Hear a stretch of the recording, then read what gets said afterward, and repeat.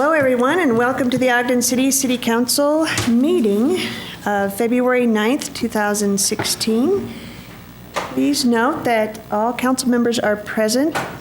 However, Vice Chair Blair will be joining us shortly. With that, I would like to turn the time over to Councilmember Lopez to do the Pledge of Allegiance. Please rise. I pledge allegiance to the flag of the United States of America and to the republic for which it stands, one nation, under God, indivisible, with liberty and justice for all. Thank you. Please join me for a moment of silence.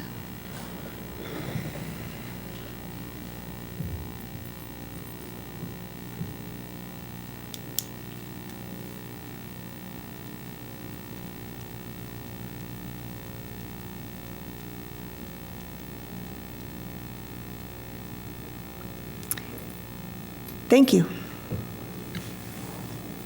Next on our agenda is the reports from the Planning Commission. I believe it's the landfill closure plan amendments, and I would like to offer Councilmember Nadolski the opportunity to recuse himself. Thank you, Chair White. As I mentioned in our work session, for all the discussions that are taking place that surround the gun range, I'm going to recuse myself from voting. I'm actually going to recuse myself from the chamber during discussion for conflict of interest. My daytime employer has helped fund that project. So, great. Thank you.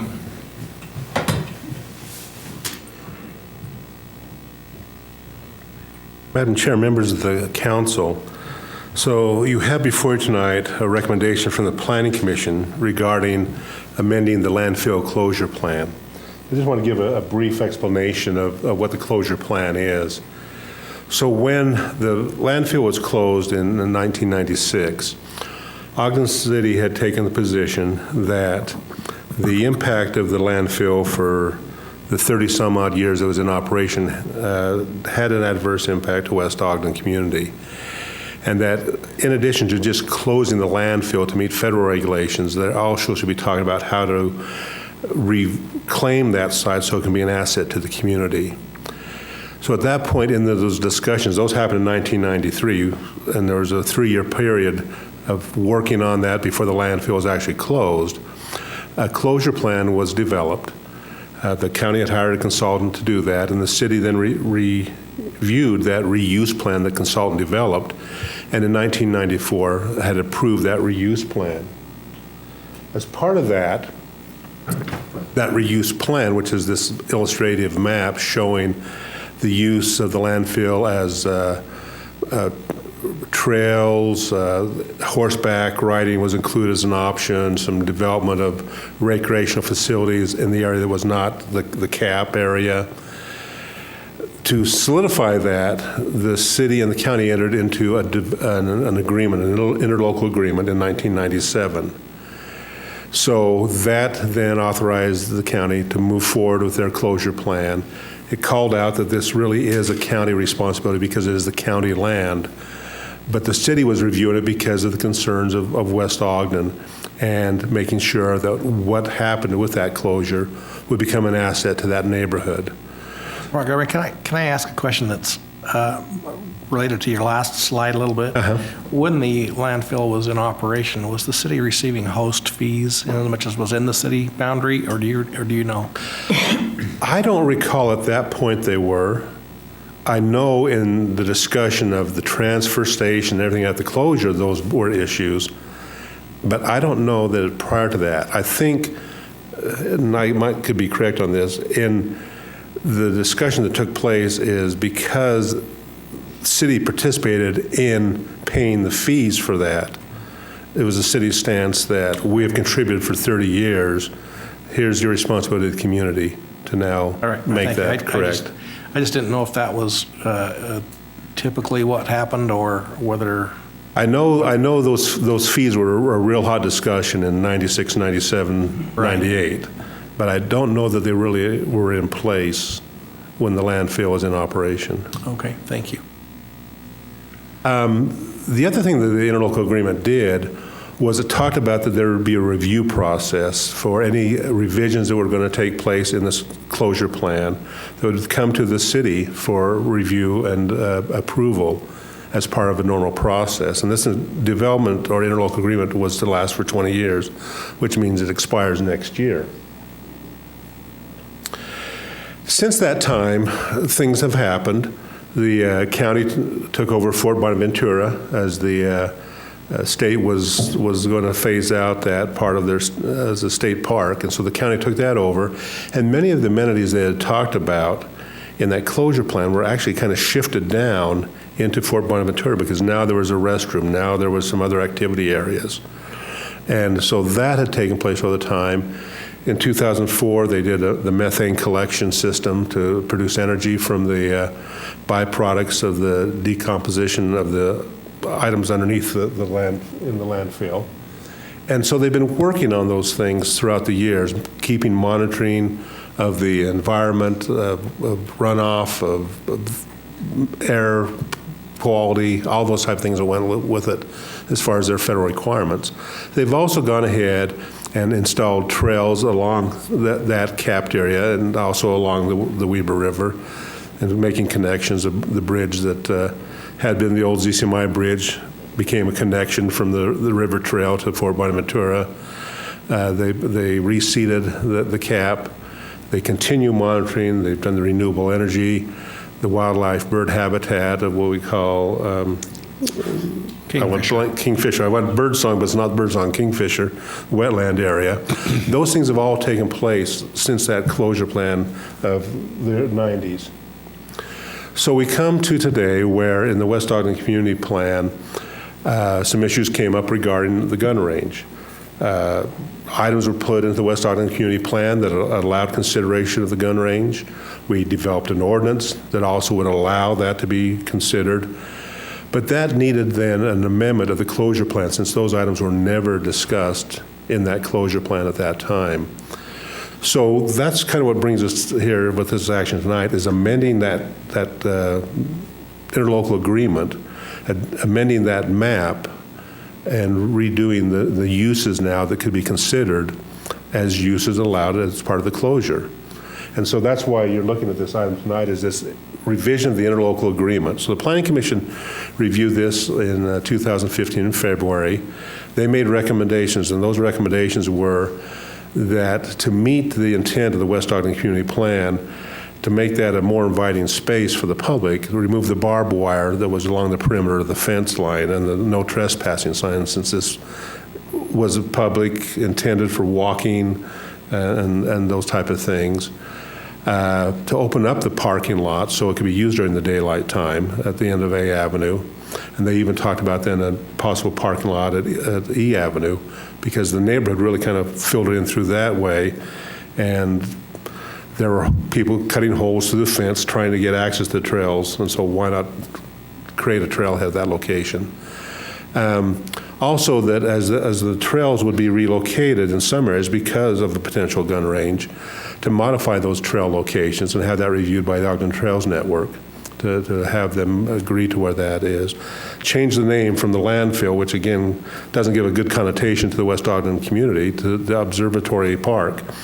That name coming from an old United States observatory that had been built there in the 1880s as kind of a center landmark for surveying throughout the western United States. And then also that these improvements would be done within an 18-month time period after the agreement and an interlocal agreement is signed. Ogden Trails Network then went and reviewed and have come up with a recommended trails alignment, and they did this in November, which becomes an attachment to the interlocal agreement. The discussion that took place was of the upper loop trail and how that affected the gun range. So an agreement was made to do a smaller loop trail through the Kingfisher wetland and a boardwalk actually going through the wetland, which in many ways gives a better educational opportunity of the habitat that takes place in that wetland with that boardwalk going through there. And the condition of that being, though, the upper loop trail would not be closed until such time as that boardwalk is actually established through the wetland area. The trail would be agreed to be kept below the ridge line so that users of the trail, there would be no visual problems in terms of looking over and seeing maybe the gun range, the archery range, those type of things, so that you can keep the different activities separated. And then that the county would mark the trails if they're doing any trail development, so the Trails Network could review it, see if that's going to meet technical standards for trails, and then after that review and okay, then they could construct the trails. So in the new interlocal agreement, those things are all spelled out. So that it has a new map, which is this map, which shows potential gun range location, archery range location, revising some of the uses that take place off of A Avenue to make them simpler, such as just a parking lot and a pavilion for recreation as a spot to take off from, have a pavilion, sort of picnic, and then you can do hiking along those trails. And then the other attachment was the trails map I just showed you. Those two maps then become part of the new interlocal agreement. And in that agreement now, it basically talks about the same things the Planning Commission recommended. It clarifies that the barbed wire removal is on the north side where the residential neighborhood is. So it's not the entire fenced area, it's just along the north side.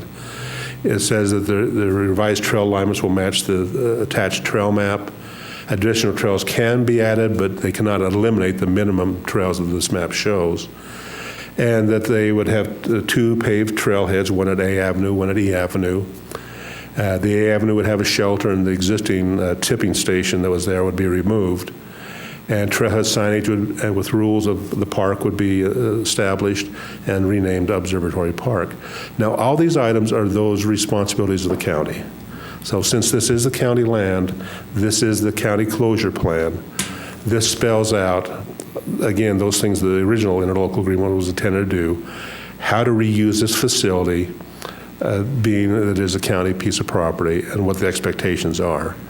So we, Ogden City, does not have a financial obligation for any of these items. These are all part and parcel of that original idea of how do we mitigate impacts to West Ogden for the years that the landfill was there, into an interlocal agreement that both parties agree these are those things that have now been modified over time to allow that facility to be used as an open space area for the community.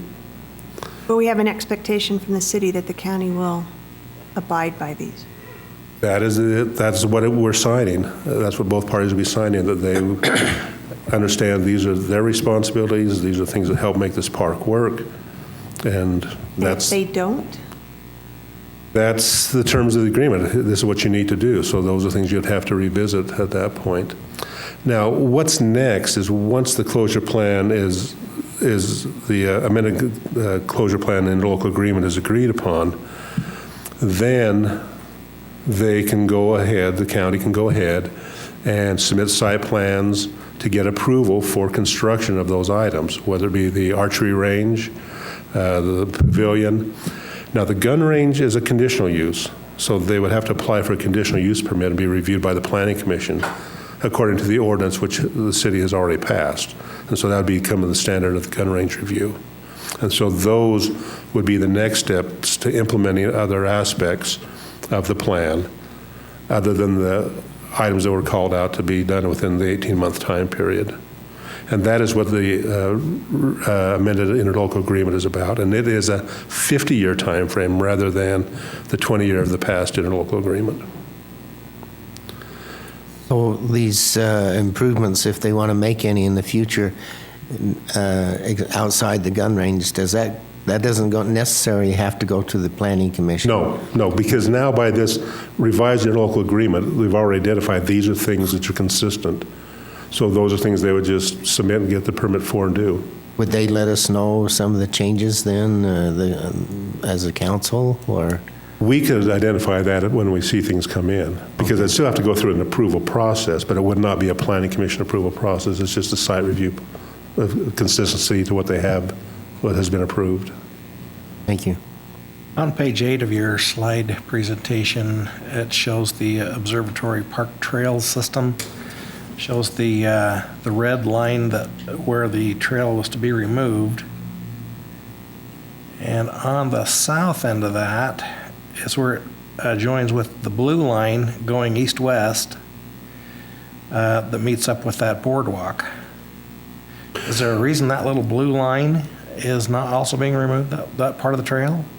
So the thought was that blue line, it'd still get to a point where you could be up at a higher elevation to look at the wetlands, but not so much so that you look down into the rifle range. Okay, so or gun range. it's not going to inhibit there are not going to be No. conflicts on having a trail there. No. Okay, it's just hard to tell from Yeah, the map is looking at that map. but that was the intent of that. Okay, thank you.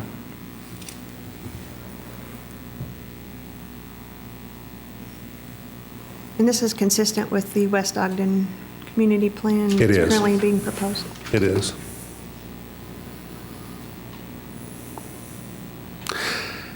And probably, just a clarification of what we talked about in the work session.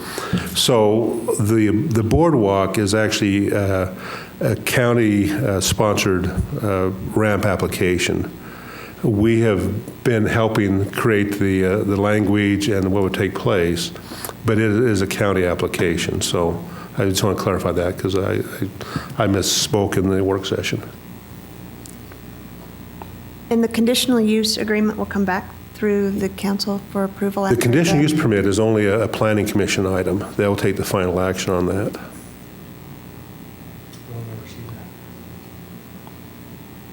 That's why you needed to feel comfortable with the ordinance we created. It's not the ordinance, it's the other things that I'm worried about that won't get done, so. Any other questions?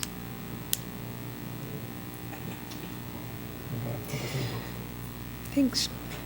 I don't see anyone from the county here, but is there anyone from the county that wants to talk about this? I don't see anyone. Commissioner Ebert asked me if he should come tonight, and I told him I didn't think it was totally necessary where we've worked on this for so long. And he was happy not to work extra tonight. Okay. Any other questions? Okay. Public input? Oh, yeah. It's an opportunity to accept public input on this. Anyone? Sees there's no public input at this time, I propose that we adopt ordinance 2016-9. I'll second. We have a motion by Councilmember Garner and second by Councilmember Heyer to adopt proposed ordinance 2016-9. This is a roll call vote. Councilmember Garner, Aye. Councilmember Heyer, Aye. Councilmember Lopez, Aye. Councilmember Stevens, Aye. Chair White. Aye. That passes. Next on our, oh no, we need to wait for Councilmember Nadolski.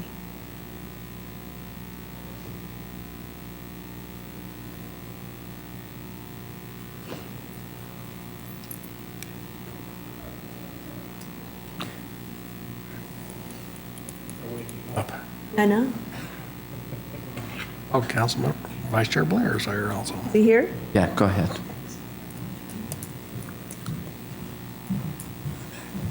Welcome back. Thank you. Welcome here. Vice Chair Blair has joined us as well. So next on our agenda item is an opportunity for public comment. This is an opportunity to address the council regarding concerns or ideas on any topics. Anyone? All right. Seeing no movement, I will go to comments from the mayor. Just quickly, I'd like to thank Greg and the planning department for this. I know this has been a year and a half, 2 years of hard work and a lot of really intense meetings and many, many revisions and looks. So we appreciate you guys staying with it.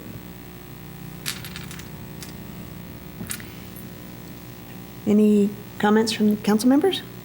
Chair White, just to mention our field trip at the Newbridge School on Thursday with the Ogden School District. That is a very nice collaboration with the use of the park and everything. The city doing some land work with that. It's just been a good thing to help to work with the school district. The New Bridge School is pretty remarkable in its use of technology and some of the new mindsets of initiating STEM. Pretty neat thing we have to look forward to in the city. Anything else? Just a reminder that it is Idle-Free Week, so just want to make sure we get that As plug you look in. at the soup out there, do you? Oh, I can see, yeah. Pretty bad right now. And one more reminder, ogdenbrand.ogdencity.com. Go on if you have not done your survey.